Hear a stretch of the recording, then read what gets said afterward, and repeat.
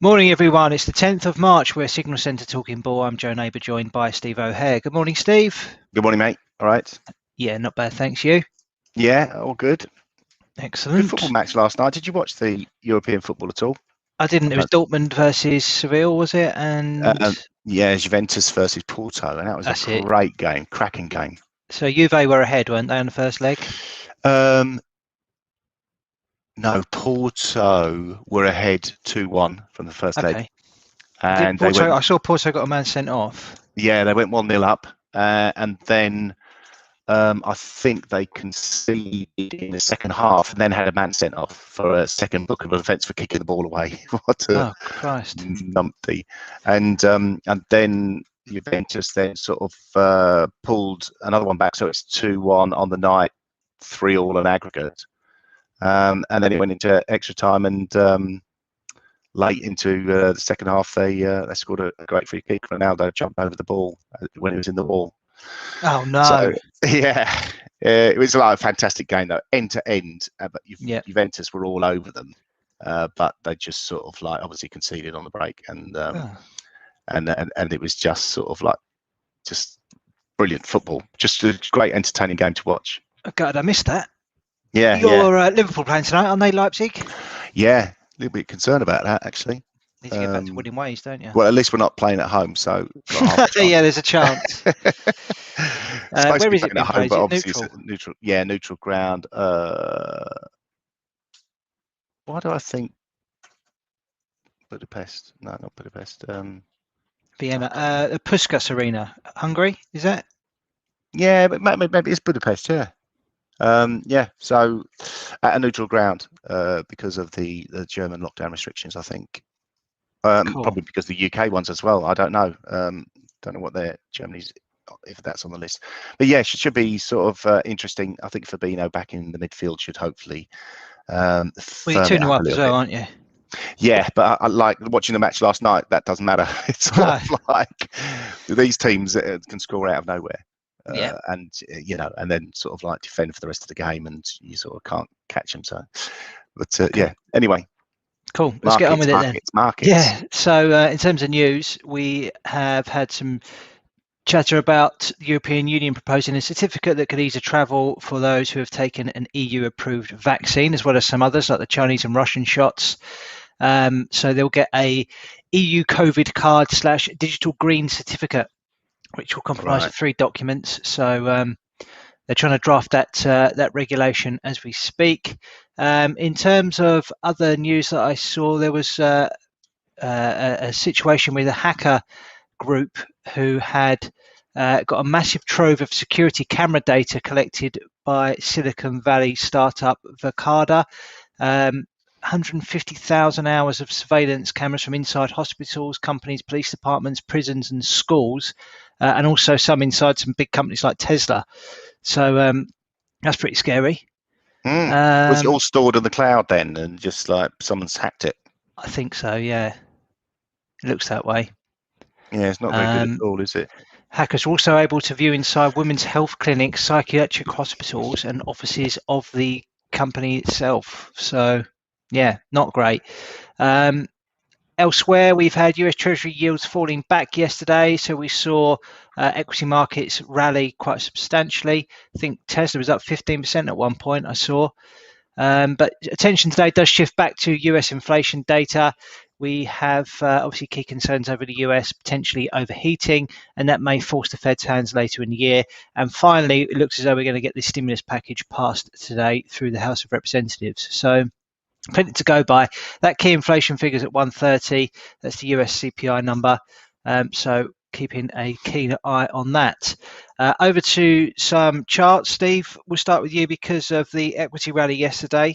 If you want to start there, unless you've got anything else. No, yeah, I'll start there.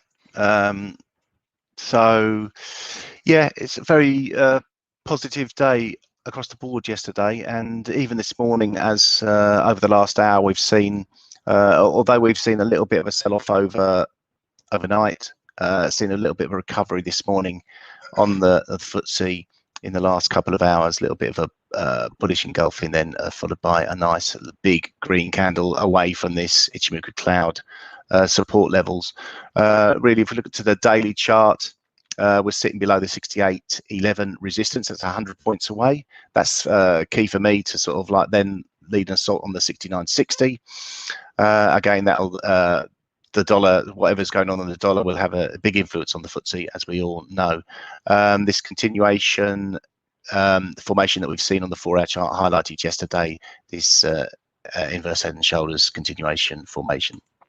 On the DAX 4-hour chart, looking pretty positive again, pushing towards them new highs of 14,500. Looks within easy reach now, and not really anything I can look around and see that's going to slow that down.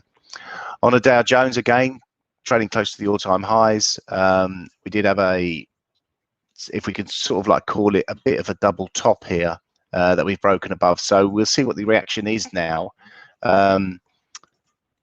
This double top formation was confirmed, but it hasn't really kicked on. And then we've formed this morning doji star on the very short-term chart. Nasdaq is the one under pressure, obviously, with the tech stocks, and yesterday as well, towards the close, we saw a rejection of the move higher, shooting star candle, shooting star formation confirmed, but we're still hanging around these levels. So maybe there is a little bit of life in the old dog yet. The real level to watch is 12,870. That will be a break of yesterday's high, and then we should be able to kick on and move away. If we don't push past that level, then you know, the sort of tech sector could take another bit of a whack. On the S&Ps, we've talked about this head and shoulders formation. It's played out now, so we'll just get rid of that. Really, the sort of thing to look is, where is resistance? We've got a nice resistance line coming in around about 3,900. I think we did okay in that yesterday. We were looking to sell at the 3,900, so nailed that one. Didn't quite get the full play out of the move because we closed all our trades at 9 o'clock. But this morning we've seen a little bit of a positive start. And the 3,900 for me is the sort of line in the sand today. Looking at China's still under pretty intense pressure. The Nikkei is still in a downtrend. The Aussie 200 a little bit more choppy than that. So that's more of a commodity-based indice, and that's hanging around the middle. Not really a lot going on there. On the commodity side of things, oil, I've just sort of like done a little video on oil and run through this. We're really, if we look at the longer term chart, we've broken through this huge trend line, which goes all the way back to the financial crisis of 2008, and we have retested the resistance, the horizontal resistance that comes in at 66.53. I think 66.70 was the top or something, and reversed from there. So a little bit of profit taking, or just a general correction, just to sort of allow a bit of breathing space for this market to then look to push on further. So still on the medium term, long term, still very positive on oil. Short term, a little bit of a retracement back into this bullish channel on the 4-hour chart. Nice sort of like we broke up. Joe mentioned it yesterday. The gap in the chart was filled, and we've sort of continued low in an ABC correction. So a little bit of decision time now on the 4-hour chart. We're forming a bullish engulfing, so potentially a little bit of respite for the bulls, but I wouldn't count on it just yet. There's still you know, quite a lot of volatility in that market. On the gold side of things, this is a 4-hour chart. We're in a bearish channel on gold. Overall, long term, I'm still looking for this big push higher towards the $2,500 level, but that's going to take a while to play out. And on the shorter term chart, a nice bullish engulfing candle from yesterday. So potentially a little bit of a turn in the precious metal. Gold really for us, the sort of 1715 to 1720 area. I think we're sort of, if we're holding around this level for a while, we could see a better retracement higher. Really looking for 1740 initially, and then 1765, which was a previous swing low all the way back here. Silver, a little bit similar. We've got a really nice sort of like rejection of the lows, but really has to kick on today. If it doesn't kick on today, we could see this wiped out. But really, sort of $26 is the real pivotal level today. 26.13. If we break above there, then there is potential for a kick higher. But again, sort of slightly bearish on the shorter term chart, although the hourly chart can see in the last few hours that may have changed, but need to really take out the 26.10 to sort of 26.30 area to sort of like see a extended rally there.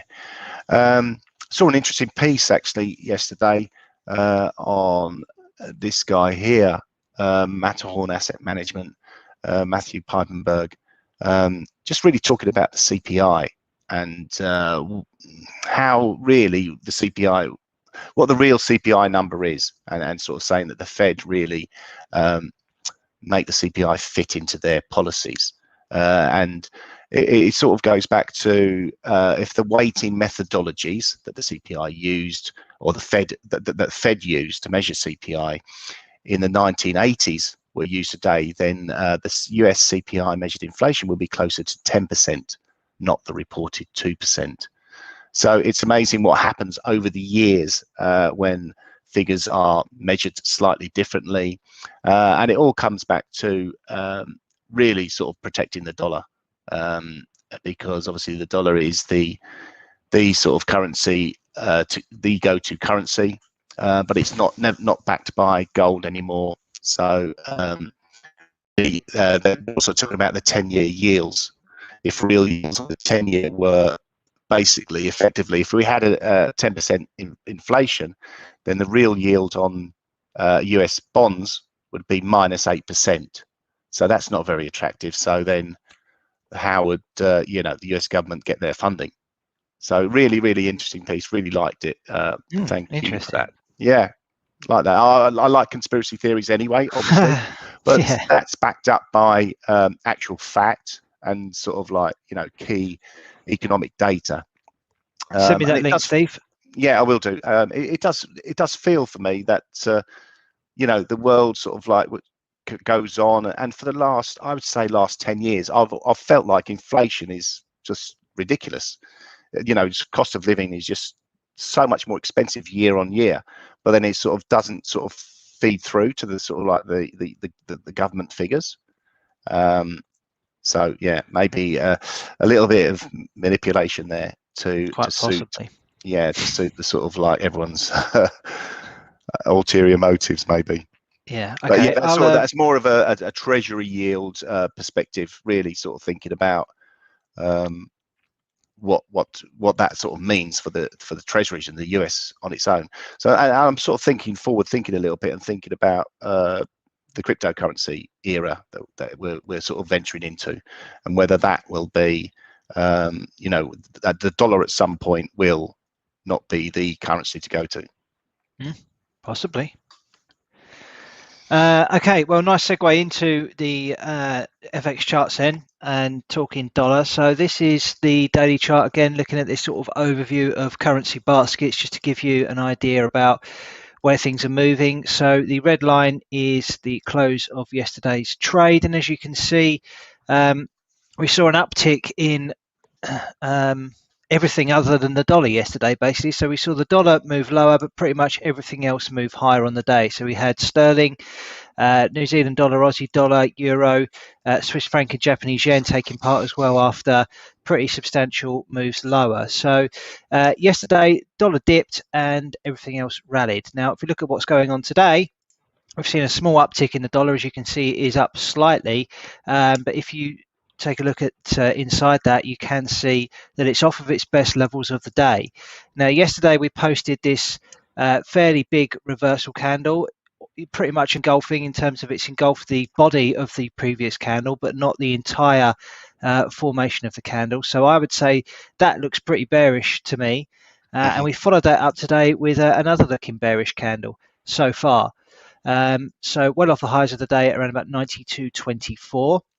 In terms of the overall view, still of the opinion that we have maybe formed some sort of bottom here on the dollar, and we saw a decent breakout above this 91.60 level. So it looks as though we're maybe going to come back to retest this 91.60 level. If we see buyers sort of come in around about that level, then I guess we can have more conviction that the buyers are here to stay on the dollar index and the dollar in general, and maybe we'll start to see a push to that upside. But going to be some challenge of that, I think, in the next few days or so. If we look at it on an intraday basis, I'll just clean up this chart a little bit. So this has been this rally from the lows, and this is the hourly chart on the dollar index. So we are approaching, I think, a key level here at 91.90. We've got a trend support line, and we've got some horizontal support here at this 91.90 level. If that breaks, then I think we're looking good to retest that 91.60 level, possibly as low as 91.25. So keeping an eye on those levels today.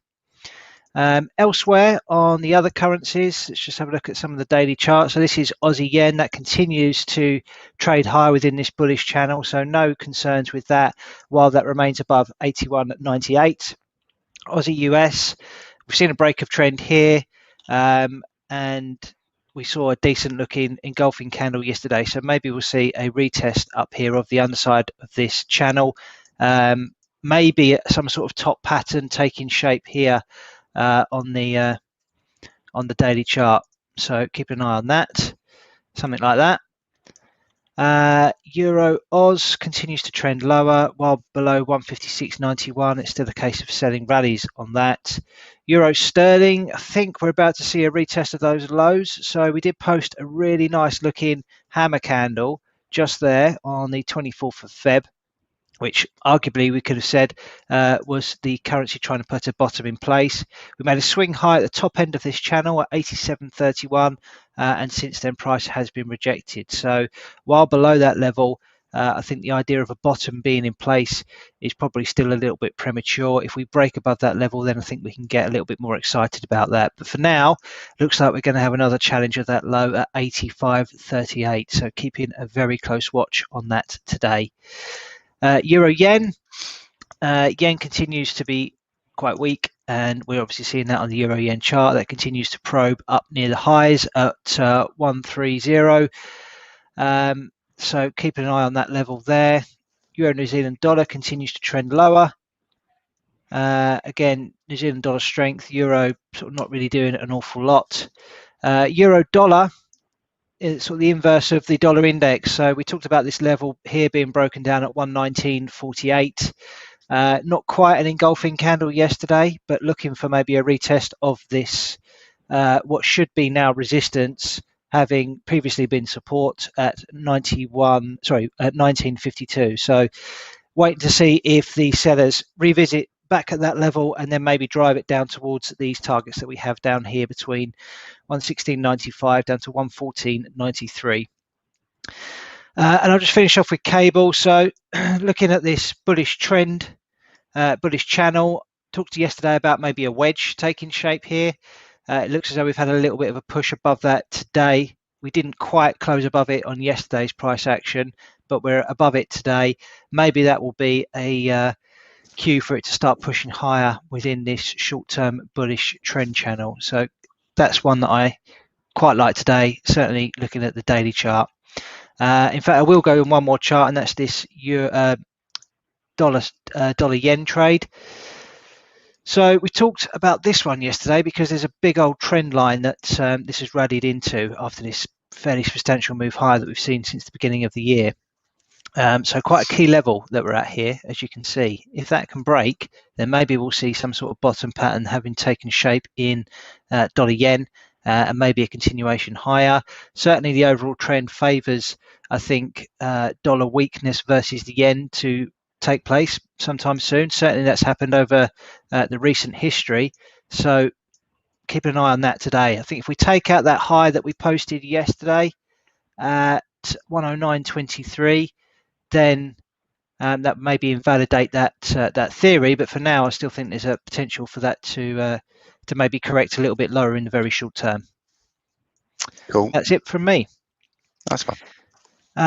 Okay, so gun to the head trades from yesterday, Steve. We were a bit tentative with our trade ideas. I looked at that dollar yen idea that I just mentioned, and it didn't really do an awful lot. My stop loss was quite wide, so it wasn't really much excitement on offer. And you traded Bitcoin. Yeah, it Went didn't do a long. lot either, did it? No, so we had two winners, a 0.21R on dollar yen and 0.17R on Bitcoin. Winners nonetheless, but we need looking for a bit more excitement if we can. Is there anything that you like the look of today? Yeah, I think I'll go back to the gold really. Just feels a little bit like we could be trying to form a little bit of a bottom, and obviously with the dollar index paring back a little bit, we've had quite a positive reaction to that. Although it's pared back a slight amount, we've overextended to the upside, and we've taken out this previous swing high, maybe neckline at 1714. So we're trading around there now. Now it is forming a bullish flag. You can see the bullish flag is basically the rally from here to there, and then we have a sort of slightly downward sloping channel ready for the next break. And so this would be A, B, C. And yeah, so the measured move target for that would be somewhere similar to the pole itself, 1753 or 1754. Really, it'd be confirmed, or I'd be more confident if we broke above 1720. But as it's gone to head, let's just get long now in gold. 1714.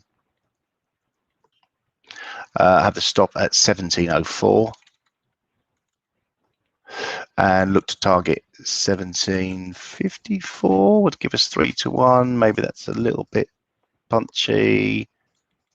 Let's go 1744. But if it gets to 54, I'll have it. 1744, 3-1. So that's my trade idea today. Buying gold. Brilliant. Thank you, Steve. So I'm going to take a look at this dollar yen idea still. I'm just going to continue to give that my backing. Obviously, we talked about that daily chart just one moment ago, but this is the intraday chart here. So this is the hourly. I'm looking really for a bit of a pullback, a corrective move lower, arguably towards the 38.2% fib level. That'll be sort of ideal, I think. So I'm going to set it now at 108.72. I'm going to target 107.65. I'm going to have a stop loss just above the 109.00 figure at 109.03. So looking for 3.6R on that one today. Yeah, let's see how they go. Nice one. Okay, so inflation later, that's the big figure that's out at 130. Price is expected to rise 1.5% year on year and 0.3% month on month, while the core CPI rises to 1.4. Then we have US crude inventories. The weekly stockpiles are expected to rise by 21 million barrels from the preceding week. So keep an eye on all things oil at 3:30 today. Anything else, Steve? I think we got Bank of Canada actually. They're expected to keep rates steady. But other than that, it looks that looks about it. Yeah. Yeah, that's it. I think the only other news worth talking about is Piers Morgan leaving Good Morning Britain. Is that worth talking about? Nah, probably not. Don't give him any airtime, I don't think. What an idiot. Okay, right, let's wrap it up then for the day. Have a great day, everybody. Cheers. And we'll be back tomorrow. Bye.